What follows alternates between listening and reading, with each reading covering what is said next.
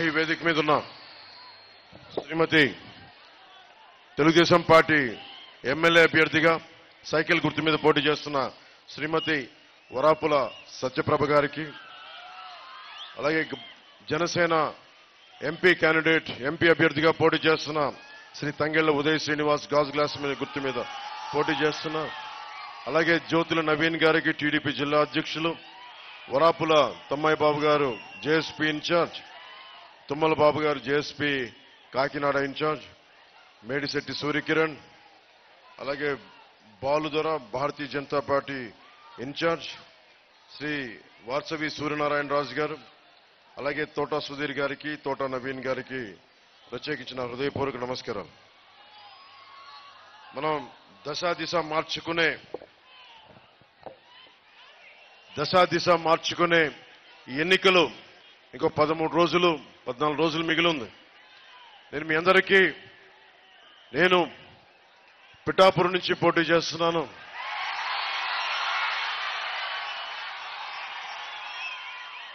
రాష్ట్ర విభజన కూడా ఉభయ గోదావరి జిల్లాలు, పచ్చటి జిల్లాలు, కళకళలాడే జిల్లాలు, ఇక్కడ ఎప్పుడు గోదావరి నది పారుతూ ఉంటుంది, సస్యశ్యామలంగా పంటలు ఉంటాయి అని విభజనకు కూడా గోదావరి జిల్లాలే కారణమైనవి.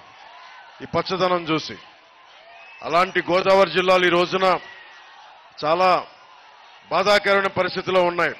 సరైన సాగునీటి ప్రాజెక్టులు కానీ, సరైన ఉపాధి అవకాశాలు లేక ఆర్థికంగా చితికిపోతూ ఎవరో కొద్దిమంది ముఖ్యంగా పత్తిపాడు తీసుకుంటే దీనిని ఒక మైనింగ్ కి అడ్డా చేశారు తప్ప నిజంగా ప్రజలకు అభివృద్ధి, యువతకు అభివృద్ధి, యువతకు ఉపాధి అవకాశాలు ఇవన్నీ తీర్చలేని పరిస్థితిలో ఉన్నాయి.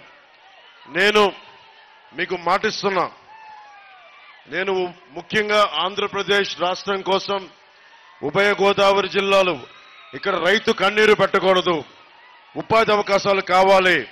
అందుకే నేను మీకు అందుబాటులో ఉండడానికే పిఠాపురం ఎంచుకున్నాను. నేను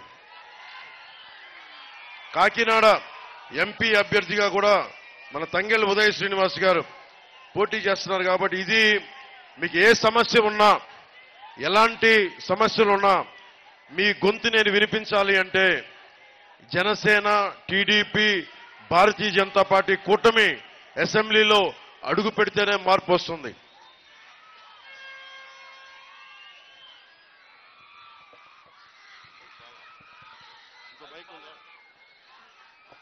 ఇంకో మైక్ ఉందా?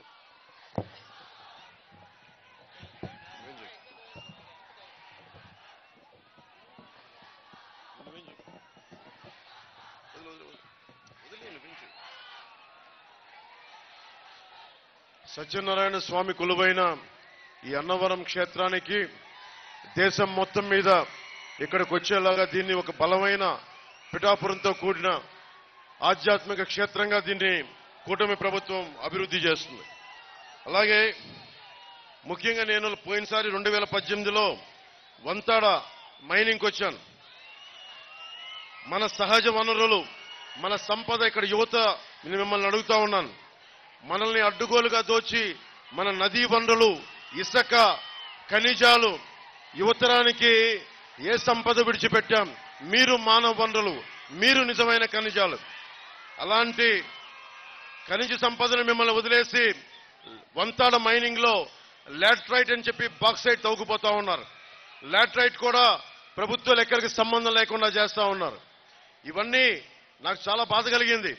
మీకు రావాల్సిన అభివృద్ధి లేక మీరు రోడ్ల మీద ఉండి ఉపాధి అవకాశాలు లేకుండా ఒక్కొక్క ఎమ్మెల్యే ఇక్కడ కూర్చొని భయపెడతా బెదిరిస్తూ ఉండే ఎమ్మెల్యేలు, వీళ్ళందరికీ మనకున్న సాగునీటి ప్రాజెక్టులు కానీ, ఏలేరు ప్రాజెక్టు ఈ రోజు వరకు సంపూర్ణంగా ఉపయోగపడాలంటే పోలవరం వాడుకలోకి రావాలి.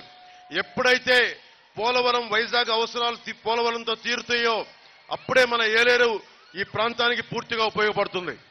జగన్ పోలవరం పనులు ఆపేసి రాష్ట్రానికి, ముఖ్యంగా మన మెట్ట ప్రాంతానికి తీరని నష్టం చేశారు.